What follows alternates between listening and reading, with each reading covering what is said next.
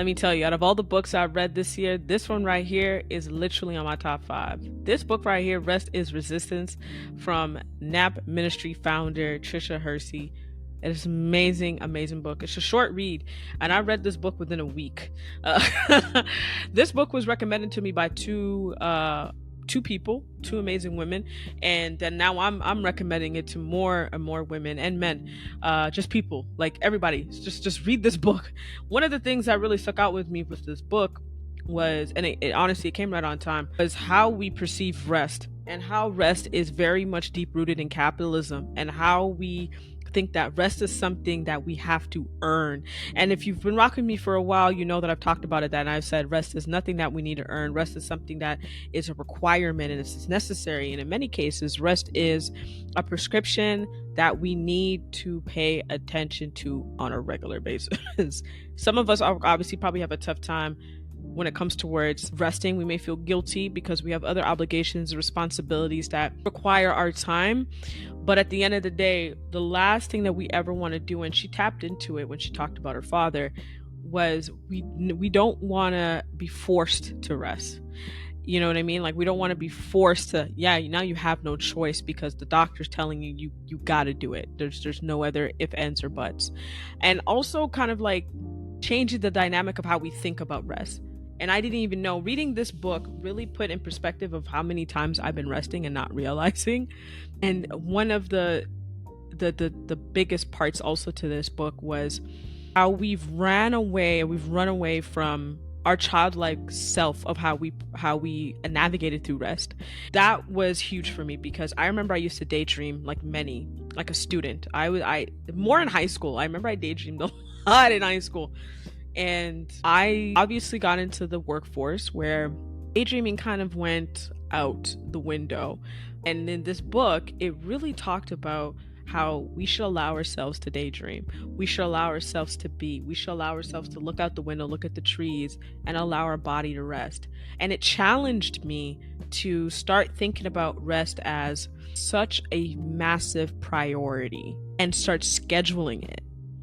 And what I mean by scheduling, I don't mean just by sleep, because she talks about it as well in her book, that we think that sleep is enough. Naps are necessary.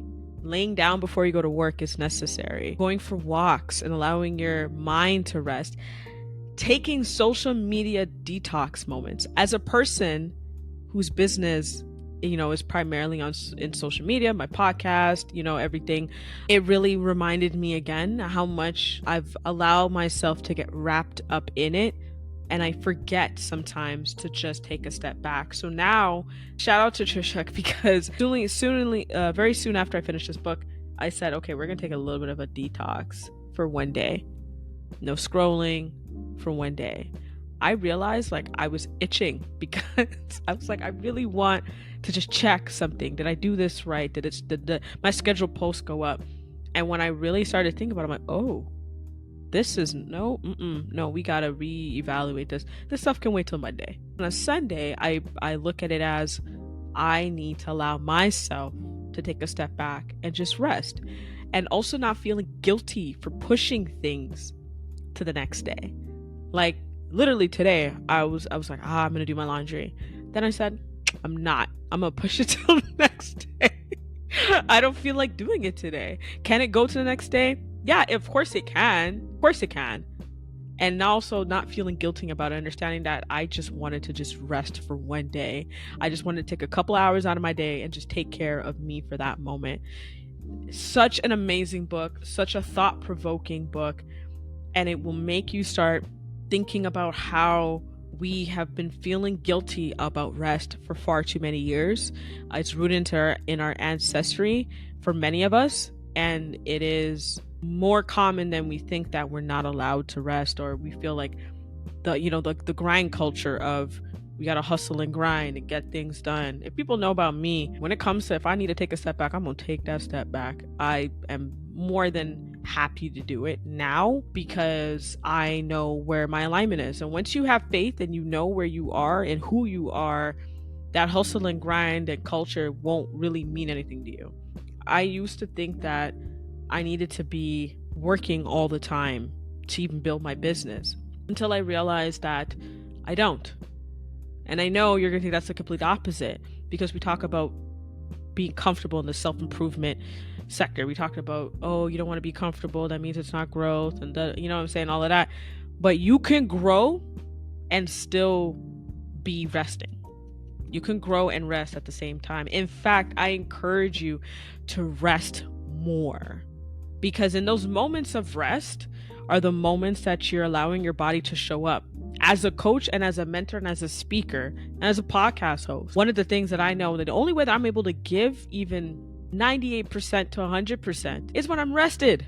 If I am not fully rested, that 98 to 100 slims down to about 50, because I'm not being able to pay attention. I'm tired. I'm aggravated. I'm annoyed, all based on the fact that I haven't rested in a while. And what I've also learned, and I'm sure many of us have learned in our 30s a lot, even in my late 20s, burnout happens far more often than we think. Undiagnosed burnout happens far more often than we think, because again, we feel like if we don't do X, Y, and Z, the next person's going to swoop in, and then we're just like, well, guess I'm SOL. I'm shit out of luck now, ain't I? But when we think about rest, and even going back as a child, I think about it, where my parents would be like, get up, do this, da da da da da da. And when I moved out of my house, I said, nata backside, I'm going to rest. Before I do anything, I need to take a step back. I need to take care of me. My body is telling me, hey, yo, if you don't sit down somewhere, I'm going to force you to sit down, you know. And that's another thing when it comes towards rest. We got to listen to our body, guys. We got to pay attention to the signs, because our body is telling us everything. It literally would tell you when you need rest, when you haven't had enough, and when you need to go sit down somewhere. And we have to pay attention to those little signs before they turn to big ass red flags. And now we're dealing with bigger issues, because the red flags have turned into like one of those, you know, them country flags where you see them like in the city. They're so big that they could surface like a whole house, a whole rooftop, them type of flags. So I highly suggest you read this book. It is available on the Libby app, I believe. I use Audible. I personally like to physically have the book and also have the audio. It's a great way for me to pay attention and capture everything. So I highly suggest this book right here. It's, yo, Trisha, I don't know if you're going to see this video, but I appreciate you, because this book came right on time. The alignment was right on time. I appreciate you taking the time to even write this and tell your story, and also open up many of our eyes when it comes towards rest. So yeah, if you really want a good book to read, this is it.